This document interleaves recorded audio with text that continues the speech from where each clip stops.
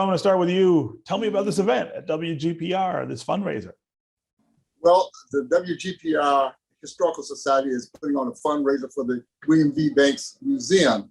We have it scheduled for September 9 and 10. It's actually a two-day event.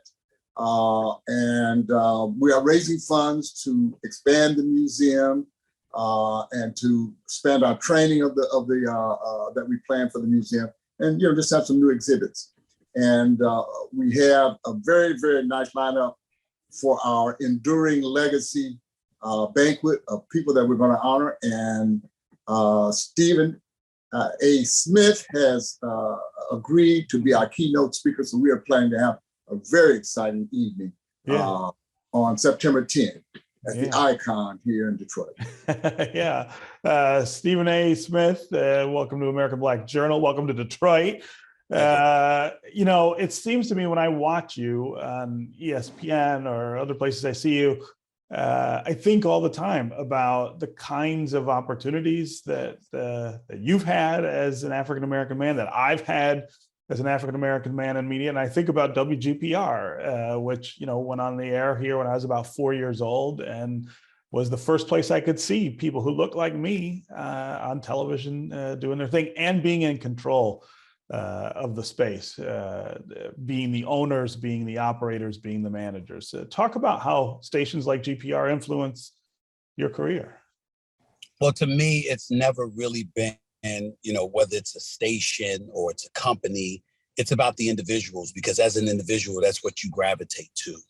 We should think about it more expansively. We should think about institutions that have really played the role as pioneers and spearheading movements that ultimately benefit the African-American community and what have you. But on far too many occasions, there's such a level of loftiness that gets attached to it that you don't view it that way. It's the individuals that you attach yourself to. Joe, I've come to know because my boss is Mr. Dave Roberts, who is a Detroit native. He's one of the elite executives in this game. And the relationship that I have with him, what he's done for me, what he's meant to my career, I just can't say enough. But it's not because of the jobs that I've been able to capture, the money that I've been able to accumulate, and I've been blessed and fortunate enough to have a prosperous career, particularly over the last decade. The level of guidance that I'm given by being able to have a front row seat to watch him work enabled me to do other things. 10 years ago, I was an on-air talent. And over the years under his stewardship, I've grown and I've matured and I've become more successful. But now I own my own production company. And I'm about to own and start my own podcast. And I'm an executive producer. And I'm not just making decisions for myself, but for other people. I'm employing, I'm firing, I'm doing a whole bunch of things that come along with, some of it is great, some of it is not so great. But having an individual like that to provide the level of guidance and counsel and tutelage along the way, and not always directly, sometimes just through osmosis. Those are the kind of things that you can't, you just can't put a price on because it's so invaluable that ultimately it allows you to propel yourself to a point where you can ultimately become a company, where you can ultimately become an institution, and you can ultimately have a profound, lengthy impact that will potentially affect generations. That's what it's all about. And when you find individuals that you can attach, you can identify with, that can provide you the guidance and tutelage through osmosis, through direct counseling and tutoring and interaction, or just by being able to play the role of spectator, you just can't put a price on those experiences. Yeah. So Stephen, talk a little about barriers and obstacles that you might have faced as a younger journalist before you got opportunities that were about race and opportunity. I remember when I was an intern coming out of college, and I thought I had an impeccable resume. And I was competing against thousands of students, and I missed out on the opportunity because the person's name was Allen, A-L-L-A-N. And I spelt his name A-L-A-N. and I was immediately disqualified from that opportunity. And when you see experience like that, I'd like to believe that that person regrets not giving me the opportunity. But the reality of the situation is that if you're comparing it to other resumes that didn't make that kind of mistake, then they deserve the opportunity and I didn't. And so when you talk about obstacles, you're talking about the need to make sure that you maneuver, you find out where the minefields lie. You find out how to maneuver your way through those minefields. You take stock of the obstacles and the barriers that are placed before you. Being Black, being a Black man, being from an impoverished background, not having a proverbial silver spoon in your mouth, not necessarily knowing people well enough to ingratiate yourself in such a way that you've cultivated relationships that will span potentially a lifetime or at least your career. All of these things are things that you're learning, and the classroom can't teach that to you. It can tell you about it, but it can't teach it. Only practical experience gets out there. Who you're communicating with, how you communicate with them, how do you present yourself, how do you articulate whatever message that you want to say. When you go before somebody that is interviewing or talking to you, are you talking to them in a fashion that you're telling them the kind of things that would benefit them?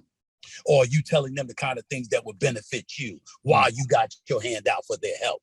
Who are you going to be more inclined to help? Somebody that's looking to help you or somebody that's looking to help yourself? They're looking to help themselves.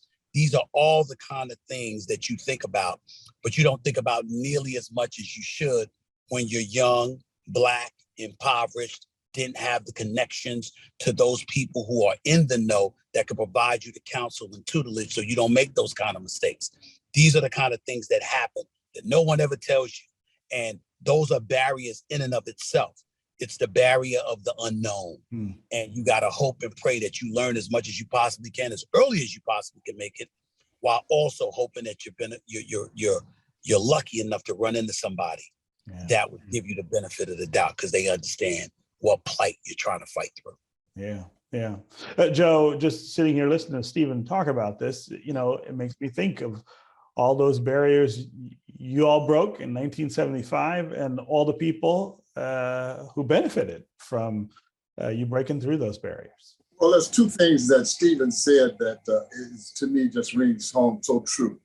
Number one, she spoke of David Roberts, and WGPR gave David Roberts his very first job, and he got his initial training. And so much about the success that a person has depends on, as Stephen has said, who you know, who gives you the opportunity. And that's what WGPR did. It gave opportunity to many young journalists, as well as technicians and writers and salespeople who would not have been in the broadcast game had it not been for William V. Banks, who is our enduring legacy. And what is part of what we are celebrating in our event, our fundraiser, come September 10.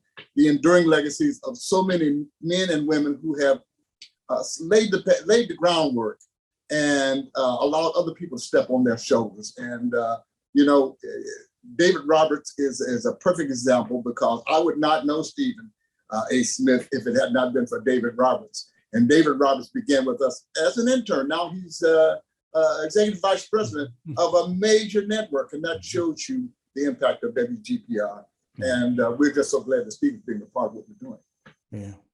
All right. Well, congratulations on the fundraiser. Of course, congratulations on all the great work at that museum at WGPR. It really is. It is mind blowing to walk through there and feel all the things that happen there and see all the results up on the walls. And of course, Stephen A., thanks for coming to town to anchor all this. I'm looking forward to it. We're going to have you come back on the show to talk about the Lions later this fall. So you don't want to do that. You don't want to do that. You don't want to do that. You want to make sure you keep yourself in high spirits. You got a lot of things to look forward to in that city of Detroit. The Lions ain't one of them. All right. Thanks, guys. Take care. Thank you.